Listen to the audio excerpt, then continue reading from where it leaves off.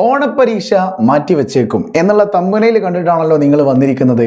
വളരെ പ്രധാനപ്പെട്ടൊരു ന്യൂസാണ്. കാര്യം എൻ്റെ പ്രിയപ്പെട്ട കുട്ടികൾ തന്നെ എന്നോട് ചോദിക്കുകയാണ്, സാർ മഴയുടെ കാരണത്താൽ ഒരുപാട് അവധികൾ കിട്ടി, മാത്രമല്ല ഓഗസ്റ്റ് മാസത്തിൽ എന്തൊക്കെയോ അവധികൾ ഉണ്ട് എന്ന് കേൾക്കുന്നു. അങ്ങനെ നോക്കുമ്പോൾ ടീച്ചേഴ്സിന് പോർഷൻസ് ഒന്നും അറിയാൻ കഴിയില്ലല്ലോ. അപ്പോൾ ഓണപ്പരീക്ഷ നീട്ടിവെക്കാൻ ഒരു സാധ്യതയില്ലേ എന്ന് ചോദിക്കുന്നുണ്ട്. ഓണപ്പരീക്ഷ ഓണം കഴിഞ്ഞിട്ട് നടത്തുക എന്ന് പറയുമ്പോൾ ഒരു ക്വസ്റ്റ്യൻ മാർക്കാണ്. ഓണത്തിൻ്റെ ലീവ് കഴിഞ്ഞിട്ടും ഓണപ്പരീക്ഷ വേണമെങ്കിൽ നടക്കത്തേക്ക് ചെയ്യാം, അല്ലെങ്കിൽ ഓണപ്പരീക്ഷ കുറച്ച് നേരത്തെ ആക്കിക്കൂടെ എന്നും ചോദിക്കുന്നുണ്ട്. എന്തൊക്കെയാണെങ്കിലും നിങ്ങൾക്ക് ഓഗസ്റ്റ് മാസത്തിൽ 18 ദിവസം മാത്രമേ സ്കൂളിൽ പോകാനുള്ളൂ എന്നെൻ്റെ പ്രിയപ്പെട്ട കുട്ടികൾ മനസ്സിലാക്കുക. നിങ്ങൾക്ക് 13 അവധികളാണ് ഈ ഒരു ഓഗസ്റ്റ് മാസത്തിൽ നിങ്ങൾക്ക് ലഭിക്കുന്നത്. ഒന്ന് ആലോചിച്ച് നോക്കിയേ, വെറും ഒരു മാസത്തിൻ്റെ 18 ദിവസം മാത്രമേ നിങ്ങൾ സ്കൂളിൽ പോകാനുള്ളൂ എന്ന് പറയുമ്പോൾ 13 ലീവ് നിങ്ങൾക്ക് ഓൾറെഡി കിട്ടുകയാണ്. അപ്പോൾ ഓണപ്പരീക്ഷ എന്ന് പറയുന്ന പരീക്ഷ സെപ്റ്റംബർ 2-നും 4-നും സ്റ്റാർട്ട് ചെയ്യുമ്പോൾ അത്രമേൽ പോർഷൻസ് എടുത്തു തീർക്കേണ്ട അധ്യാപകർക്ക് തീർക്കാൻ കഴിയുമോ? അതുകൊണ്ട് ഓണപ്പരീക്ഷ ഒരല്പം നീട്ടിവെക്കാൻ സാധ്യതയില്ലേ? പോരാത്തതിന് വയനാടിൻ്റെ ഉരുൾപൊട്ടലുകളും മറ്റ് പല ജില്ലകളിലുമുള്ള മഴക്കെടുതിയുടെ നാശനഷ്ടങ്ങളുമൊക്കെ അനുഭവിക്കുമ്പോൾ പ്രിയപ്പെട്ട കുട്ടികൾക്ക് പരീക്ഷാ ഹാളിലേക്ക് എത്താൻ ബുദ്ധിമുട്ടുണ്ടാവില്ലേ എന്നൊക്കെ ചോദിക്കുന്ന ചോദ്യങ്ങൾ അല്ലെങ്കിൽ ആ സംശയങ്ങളാണ് കുട്ടികളെ ഓണപ്പരീക്ഷ നീട്ടിവെക്കില്ലേ എന്ന ഒരു സംശയത്തിലേക്ക് എത്തിക്കുന്നത്.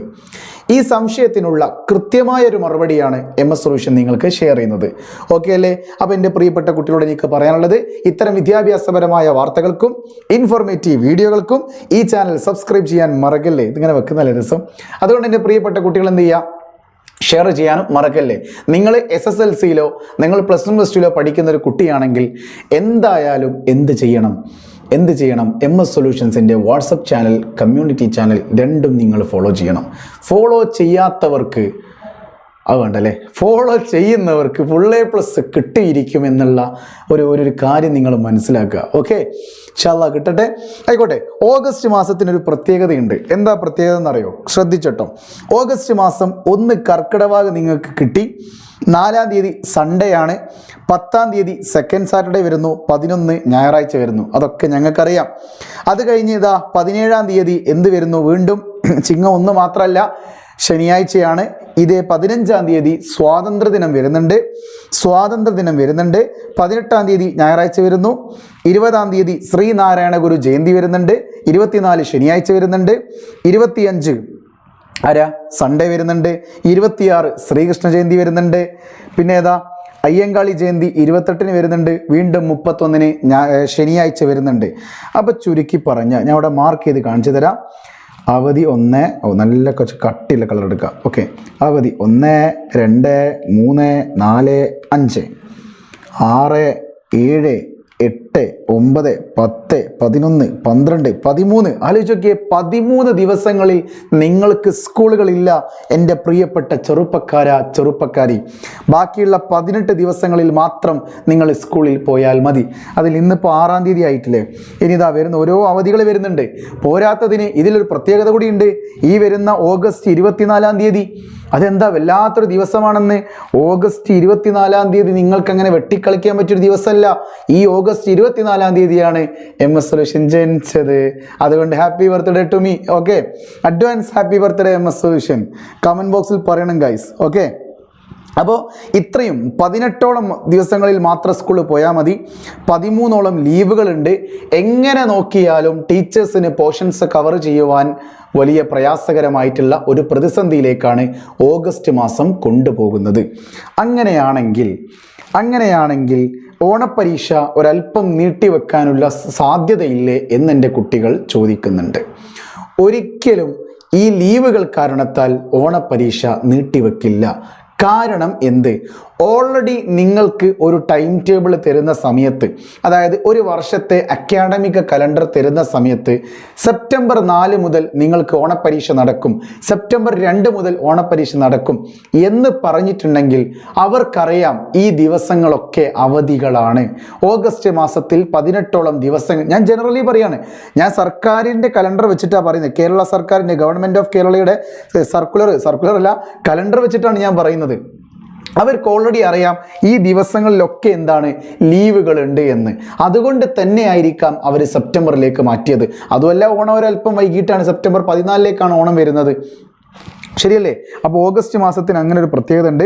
അപ്പോൾ കറക്റ്റ് നോക്കുകയാണെങ്കിൽ ഇതാ നിങ്ങൾക്ക് ചില +1കാർക്കൊക്കെ 2-ാം തീയതി സ്റ്റാർട്ട് ചെയ്യാന്നാണ് പറയുന്നത്.